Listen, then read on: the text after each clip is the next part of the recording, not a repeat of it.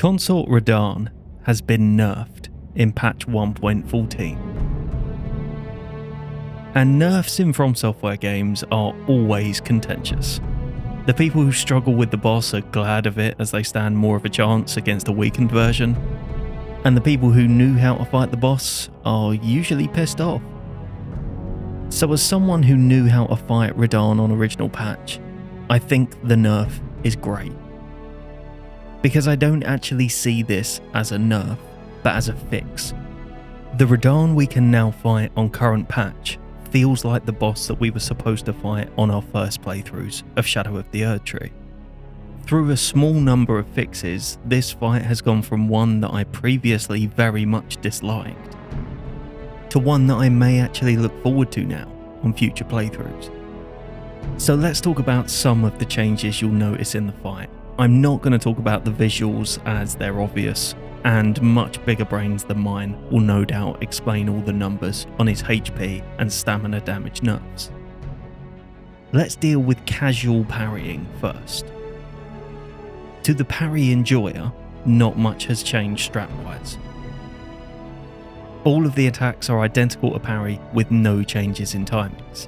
But something visual that I noticed immediately while parrying is that on patch 1.14, you actually parry the correct hand on certain attacks.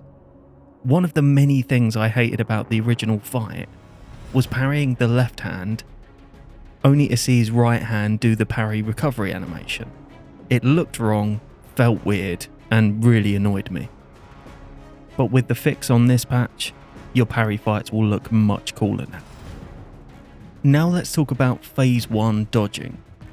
And there's a big one here on the Bloodflame attack. Check out this clip from the Euphoria run. On previous patches, it was impossible to punish this attack, because as you can see here, as the explosion goes off, he's already started the animation for his next attack. On current patch though, he has a little cooldown from this attack that's good enough for a couple of R1s or a chargy on most builds.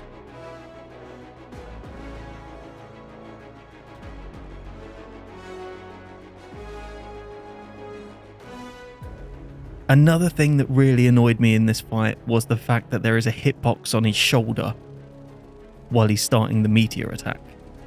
It was never difficult to dodge once you remembered it was there, but remembering it was there when you were learning the fight was super annoying.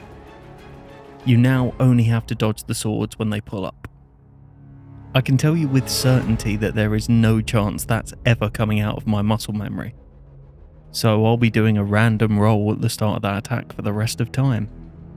And perhaps the biggest and most necessary change to the fight, the horrendous cross or triple slash attack has been slowed.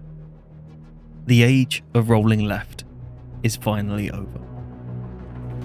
You can now dodge the cross slash combo in any direction you like with 2 back-to-back rolls followed by a single.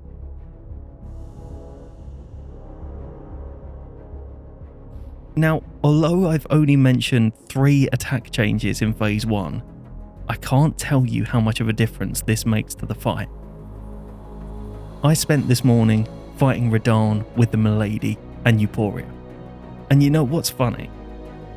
On this nerfed version of the boss with many more attack opportunities, I got hit so much more in phase 1 than I have since the DLC released. Because instead of playing super passively, micromanaging my position to avoid getting memed by the cross slash, patiently waiting for the 2 completely safe attack opportunities, this morning I was punishing every single attack. I was getting stuck in like a greedy idiot who'd never fought the boss before. And you know what? It was the most fun I think I've had in this fight. For the patient passive player, this fight is now easier than before. But certainly for me, if you give me a few tiny new attack opportunities, you can be damn sure that I'm going to try and fit a chargy in all of them and get my shit wrecked in the process. And I'd argue that the latter approach is far more fun. Now for phase 2. And while I haven't seen anyone else mention this, and it hasn't been confirmed in the patch notes.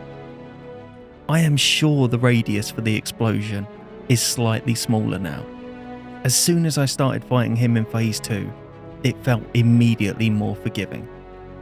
And as you can see from this side to side, it does look to be the case. It's a tiny difference looking at it, but you really can feel it.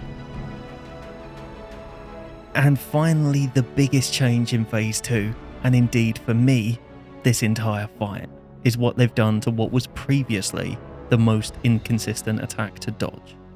The fast clone attack can now be dodged by rolling to the side 3 times with light or medium roll. Like the 3-roll approach to dodging waterfowl, there's a little bit of an art to the timing. You want to start rolling just as he reaches the highest point in the air, then roll to 3 o'clock 3 times.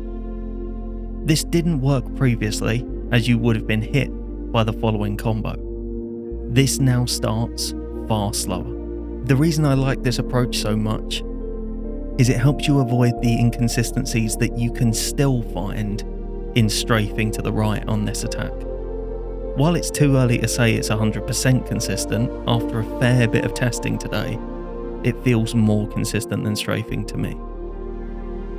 And since we're talking about this attack, the parry nerds among you are probably wondering about it. What has patch 1.14 done to the God Parry? Well, unfortunately, while it's too early to be definitive, from what I can tell so far, the God Parry does not work on patch 1.14. I'm still going to do more testing, but I hit about a dozen attempts today that I know would have worked on old patch, and I got nothing. It doesn't really make sense to me why it wouldn't work now, but in fairness, it never made any sense that it did work in the first place. So for now at least, I think the God Parry is gone. Speaking of super fun parries though, I've got to wrap up this video now, because the other thing that they did on patch 1.14 is buff Radahnn's twin swords.